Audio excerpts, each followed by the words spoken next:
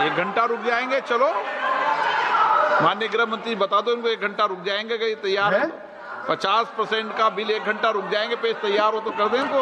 1 second बैठ जाओ। बैठो। ये राजा जी एक मिनट मुझे सुनो। बता दो इनको। अगर इस बिल का विरोध करने का कारण 50% लिखित में चाहिए तो 1 घंटा सदन बंद कर दिए। मैं ऑफिशियल अमेंडमेंट लेकर आता हूं मान्यवर, मगर बिल पारित करने का वो वादा कर।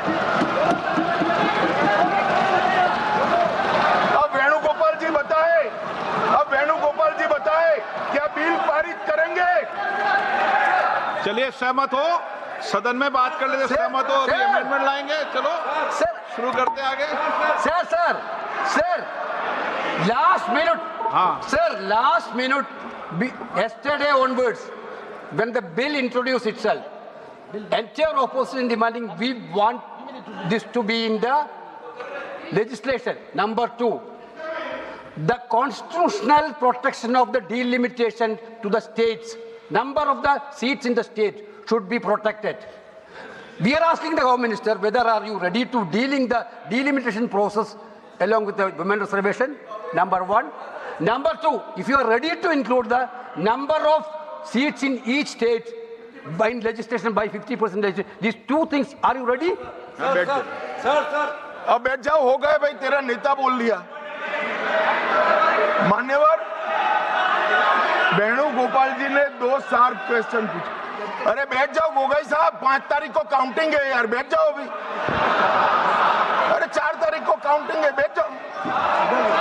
मान्यवर साहब, मैं इनका जवाब देता हूं, इनको बिठा दीजिए थोड़ा माइक पे प्लीज।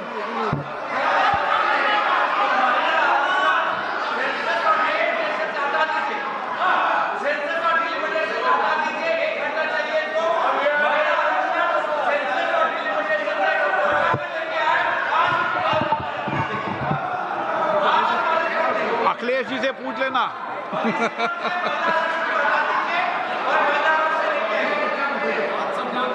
मान्यवर, मुझे लगता है कि आपके नसीब में यश लिखा है।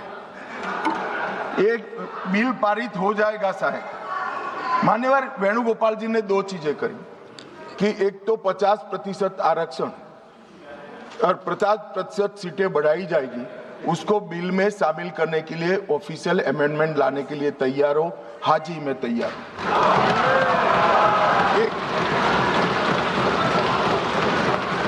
एक सेकंड, अब नहीं होता भाई, बैठ जाओ। दूसरा भी बताता हूं मान्यवर, 1 घंटा आप सदन स्थगित कर दीजिए। 1 घंटे में मैं मेरा ऑफिशियल अमेंडमेंट मेरे पास में तैयार है, जेरोक्स कराकर सभी सदस्यों को सर्कुलेट कर दूंगा।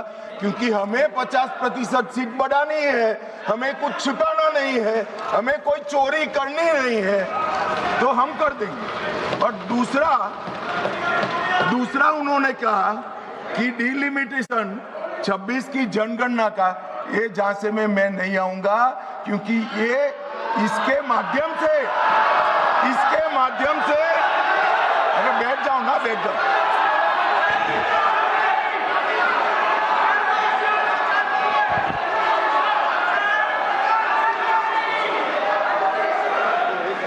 क्या कई बार है ना, सदन में भी फैसले हो जाते हैं, इसलिए सदन में फैसला कर लो।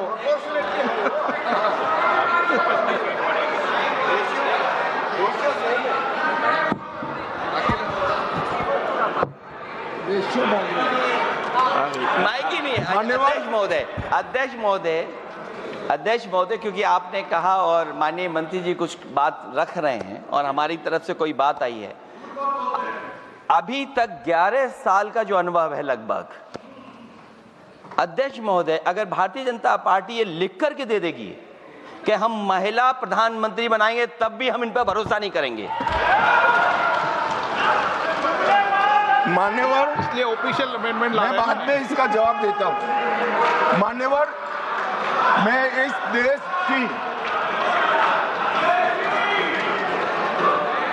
देश की मातृशक्ति को कहना चाहता हूं कि राहुल गांधी जी की अनुपस्थिति में कांग्रेस पार्टी ने जो प्रस्ताव रखा है वो एक बहुत सुहाना जाल है महिला आरक्षण को फिर से एक बार 29 के पहले नहीं होने देंगे।